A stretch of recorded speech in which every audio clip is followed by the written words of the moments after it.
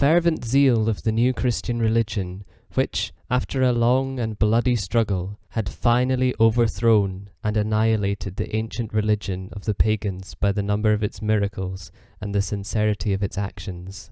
Then, with the greatest fervour and diligence, it applied itself to removing and eradicating on every side the slightest thing from which sin might arise. And not only did it ruin or cast to the ground all the marvellous statues, sculptures, paintings, mosaics, and ornaments of the false pagan idols, but, in order to ennoble and adorn St. Peter's, it plundered the columns of stone on the tomb of Hadrian, as well as many other monuments which today we see in ruins. This quote from Giorgio Vasari's Lives of the Artists, written in the 16th century, describes the disaster of the Greco-Roman decline from which the Renaissance freed itself. The word Renaissance means rebirth, and the child born to late medieval Italy was no clone of its ancient ancestor.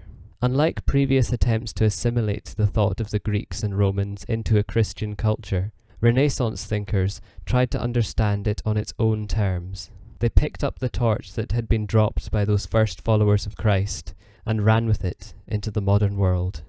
From the 19th century onwards, those who conceived of the Renaissance as a historical phenomenon have been fascinated with the idea of the male genius, the polymath who excelled in arts and sciences, typified in the figures of Michelangelo and Leonardo da Vinci. These were the so-called Renaissance men, who achieved great things in many disciplines, applying reasoned principles to their works and creative flair to their inventions and discoveries. Women were excluded from this elite. They could not study male nudes, which was deemed essential in an artistic education, and it was thought unseemly for them to participate in public works. There were, however, women painters, who practiced in private chambers. Artists, although in the eyes of some contemporary commentators approached celestial heights, needed money as much as anyone, and, not yet being able to profitably sell their wares, acquired sponsorship from various sources, known as patronage. Kings, sultans, private individuals, guilds, religious groups, and councils were all willing to commission artists who would glorify them by their works. New techniques inspired awe from citizens and subjects, such as the perfection of perspective, the draping of fabrics, the weight of bodies in particular poses, how light affects a scene, the proportions of the body, and composition of paintings. The naked human form became commonplace in art, and the Puritans of the 17th century subsequently condemned Renaissance painting for eroticism. The Renaissance participated a revolution in education, though it was still far from accessible to all citizens.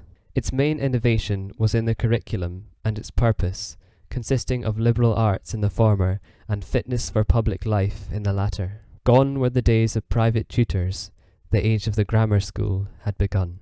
Many universities were also founded in the 15th and 16th centuries, including all of Scotland's ancient institutions, St Andrews, Glasgow, Aberdeen, and Edinburgh. They focused on theology, medicine, and law.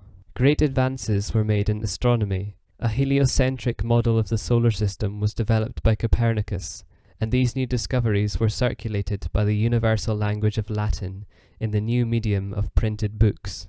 This massively improved access to information, and the Church tried to censor certain texts, but they were fighting against an inevitable tide. The Renaissance brought a revolution in architecture. The towering spires of medieval cathedrals were replaced with precisely calculated domes. Balance and harmony were stressed as ideal aesthetic qualities, as opposed to the rough-and-ready gargoyles of what came to be known as the Gothic period. Public places were designed to be luxurious, open, and symmetrical, often employing the so-called golden ratio. This was a great era for town planning and engineering spaces to promote good citizenship. Italy was perfectly poised to enjoy a literary renaissance, owing much to the late medieval predecessors, who enabled its people to write in the vernacular, such as Dante, famous for his Divine Comedy, Petrarch, lauded for his sonnets, and Boccaccio, remembered for his vivid account of passing time during the Black Death in the Decameron.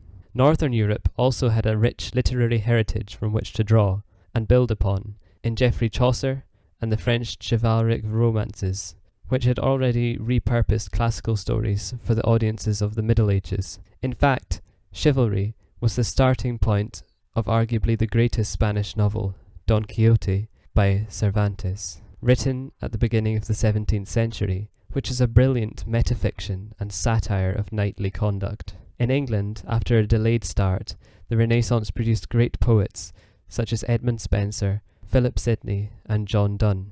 On the stage, its achievements are unsurpassed, where it can claim Christopher Marlowe and William Shakespeare among its ranks. The legacy of the Renaissance can be observed in Italy's cultural prestige throughout the remainder of the early modern period, not least in Shakespeare's comedies, which are all populated by fictionalized Italians, if not directly given Italian settings, such as The Merchant of Venice or Romeo and Juliet. The liberal humanist education espoused by the Dutch scholar Erasmus, with its emphasis on producing a well-rounded individual through intellectual, literary, artistic, physical and musical studies, lives on in curricula across Europe today. Was the Renaissance not a rediscovery of the ancients? Not exactly. It was more a practical application of ancient thinking to modern problems. In the process, though, Renaissance thinkers invented the Middle Ages, the intervening Dark Age between the fall of ancient Rome and their time. They promised a return to the source texts of ancient philosophers instead of relying on the interpretations of Muslim scholars and medieval monks before them, which led to a high diversity of opinion. This method also applied to the New Testament, which had grave consequences for the Catholic Church.